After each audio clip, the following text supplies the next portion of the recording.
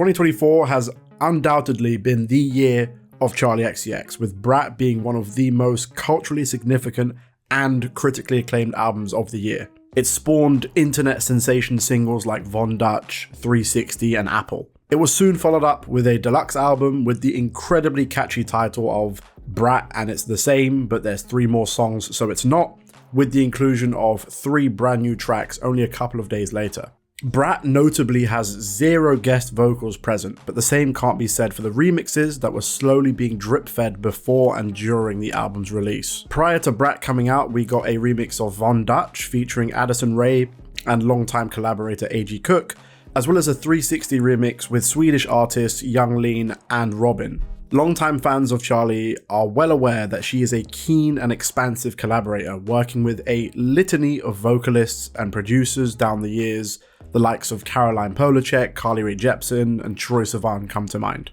After the first couple of Brat remixes dropped, fans, including myself, were excited by the prospect of a full-length Brat remix album. In September, she began teasing the release of the album with a collection of bright green billboards displaying featured artists in their respective hometowns. Soon after, the official title was announced.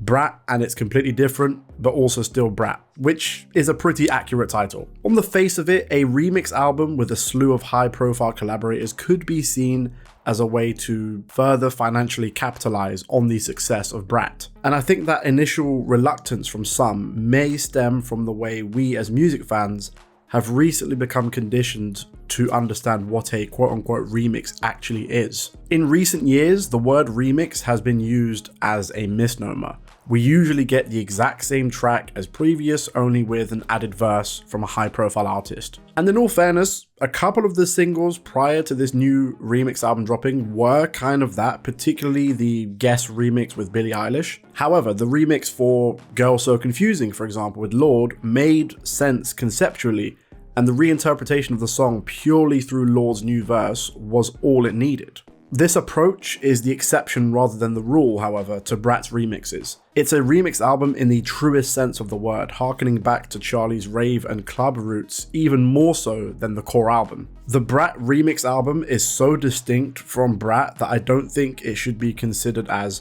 an add-on or extension to the album, but rather its own thing or a companion piece. Sonically and structurally, it's a lot closer to something like Pop 2, only now a whole new audience is going to experience this side of Charli that they perhaps haven't been previously exposed to. The collaborators themselves are as varied as you could imagine, stretching from A-list megastars like Ariana Grande, frequent collaborators like Troye Sivan and Caroline Polachek, and indie legends like Bon Iver, all of whom bring a slice of their own world to the Brat extended universe whilst remaining loyal to their own voices and sounds and approaches.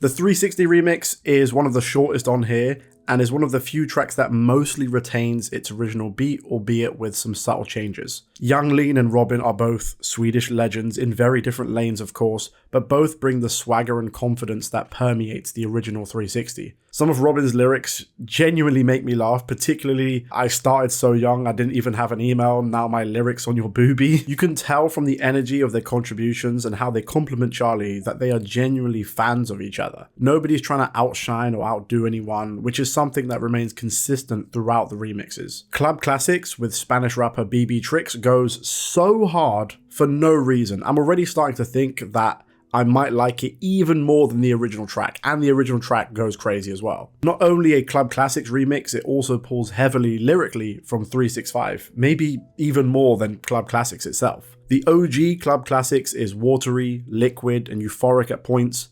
The remix is heavier, grimier, and dirtier. It feels like a club track that plays at some random 5 AM rave in a warehouse underneath a bridge. Back in the day here in the UK, this would be known as like primetime skanking music. I don't speak Spanish, unfortunately, but I can tell you that BB Tricks is absolutely killing her feature, and it makes me 100% want to check out some of her solo stuff. Sympathy as a Knife was probably the most anticipated of the remixes, considering Ariana Grande's appearance. It's actually a bit darker and more low-key than the original track, allowing for Charli and Ariana to ruminate on toxic fan culture, celebrity pressures, and public image.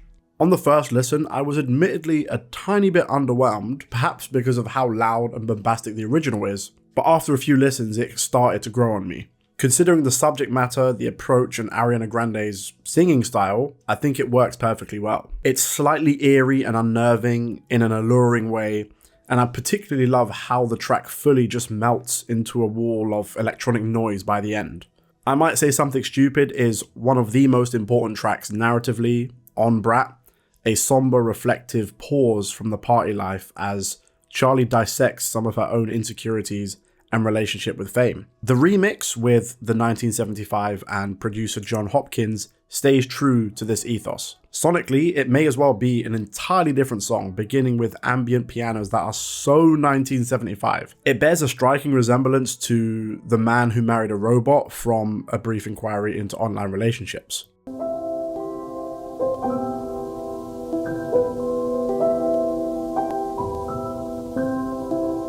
This version seems to act as a mirror to the original track, providing a new perspective on some of those same insecurities. It's so starkly different musically, but what maintains that link is the sense of intimate vulnerability throughout. Talk Talk features Troye Sivan, who Charli has collaborated with several times and is currently on a joint tour with him in North America. This new version swaps out the starry-eyed romance of the original for something more lustful and evocative to great effect. We even get a Dua Lipa cameo where she speaks French at the beginning, before being introduced to an almost deep house interpretation of Talk Talk. Also, Troye Sivan saying he wants to fly someone to Amsterdam just to fuck to Charli's music is hilarious. Von Dutch was one of the remixes that was already released prior to the remix album being announced, prior to Brat itself, in fact. Once again, it's super different from the original track. I will have to admit, I don't think the remix comes anywhere near to how much of a banger the original Von Dutch is, and I understand it's not necessarily going for that vibe. I personally just think Addison Rae's presence on the track is slightly lightweight, until we get to her bizarre screaming outro, of course, which for me completely justifies her inclusion.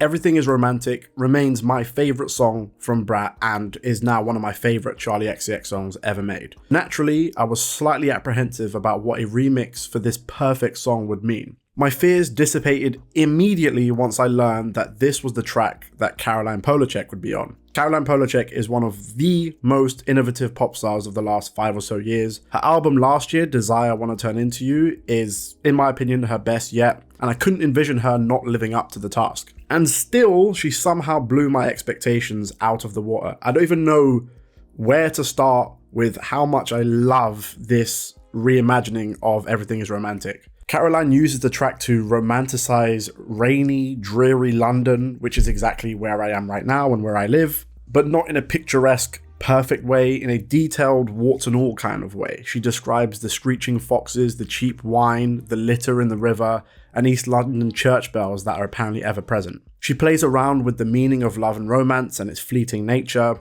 before phoning Charli in the middle of the night as they give each other some much needed support and advice. The whole vibe of the song feels so bittersweet and autumnal. It's fitting considering the original track was a picturesque description of love in an Italian setting. It helps too that I've been listening to this new version as it's been pissing down with rain here in London. But yeah, I fucking love what Caroline did on this and how perfectly it acts as a companion piece. Rewind's remix with Blade is structured around a slice of the original instrumental that closes out the second half of the song. Charli uses a super laid-back flow as she explores more self-reflection and her competitive nature, before Blade croons back and forth in a particularly dark passage. So I is the only remix that features no other vocals from guest artists, with the feature being A.G. Cook, who produced the original track. The original version of So I is the most heartfelt and straight up sad moment of Brat, as Charli reminisces on the grief of Sophie's death, her regrets during their friendship, and the bittersweet nature of remembering her legacy. The remix sets out its manifesto immediately. Now I want to talk about all the good times. The original was the grieving process, and now this is openly living in the happy memories they shared. A fractured collection of fleeting memories from listening to music on SoundCloud, Zooming during COVID, and partying in America. The beat itself feels Sophie inspired, it's kinetic, it's fast, it's shimmering like so much of her production was. But more importantly, this is a remix that not only complements its original, but actively enhances it. We now have both aspects of Charli's grieving process sitting side by side, and both are just as important as each other. As a side note, this track feels the most like some of the sounds that were all over How I'm Feeling Now, maybe Charli's most hyper and uncanny album so far. Girl So Confusing with Lorde is the version I found myself listening to more than the original. One of the few tracks that retains its original beat, the raw honesty and vulnerability of both tracks is the draw. Lorde over this kind of instrumental is something we've rarely heard, if ever before, and if I'm wrong, I stand corrected. Her and Charli use this opportunity to hash out some miscommunications and insecurities between each other in a moment of unity. Lorde speaks on having issues with image and weight, childhood trauma and emotional projection, and how they all contributed to her outlook. And of course, not to mention, Charli and Lorde actually collaborating caps off a running meme that's been going on for like a decade at this point. I love your music. One of my favorite songs that you have is Royals. Where did you get the inspiration for that? Royals came from, just me looking at like how I'm from New Zealand, from like a small town, and like I'm not really part of that bougie like lifestyle culture, so I thought I'd write a song about it. Apple is one of the remixes that I actually prefer to the original. It's not a complete reinvention, but rather a restructure with instrumental passages and lyrical motifs shifted around.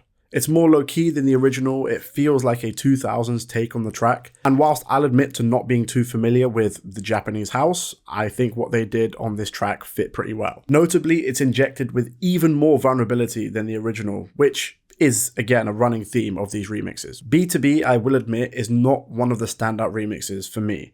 That might be me just comparing it to how much I love the original, but it feels a tad lightweight in comparison to some of the surrounding tracks. Tinashe's feature is pretty decent, but I don't think it's as inventive as some of the other features on the album. And that's something I also felt about the Mean Girls remix with Julian Casablancas from The Strokes. Mean Girls does remain my least favourite on the original Brat, and its remix hasn't changed my mind on that. Not that it's terrible by any stretch, but this remix with Julian Casablancas feels a bit clunky. It feels like they're going for an 80s uncanny vibe, especially with some of the strange effects on his voice, but it just doesn't really work for me. Although I do appreciate how prominent the pianos are in this version, as well as Charli's vocals in the last leg of the song. I think about it all the time with Bon Iver is fucking amazing. There's no other way to put it. It's fucking amazing. On paper, I would have never envisioned these two artists working together, but now it just makes perfect sense. Like, I might say something stupid, this is such an important track narratively, and Charli uses the opportunity to expand on those themes. Instrumentally, this remix is cavernous, like any song with Bon Iver should be. Justin Vernon's amazing voice provides the perfect texture for Charli's verses. Charli speaks on the pressures of album recording and touring, and how you're left with very little time to settle into family life if you choose to do so, which is something she did share on the original track, only now we're going even further into detail. In the initial passage, she's hardly singing or even rapping, she's just straight up talking to us before belting out how she found love.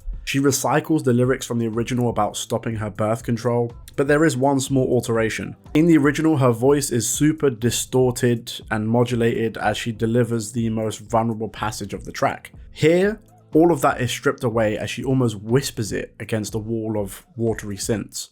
Charli and Justin's duet towards the end is heavenly and something I did not know I ever needed. The 365 remix has been teased since January.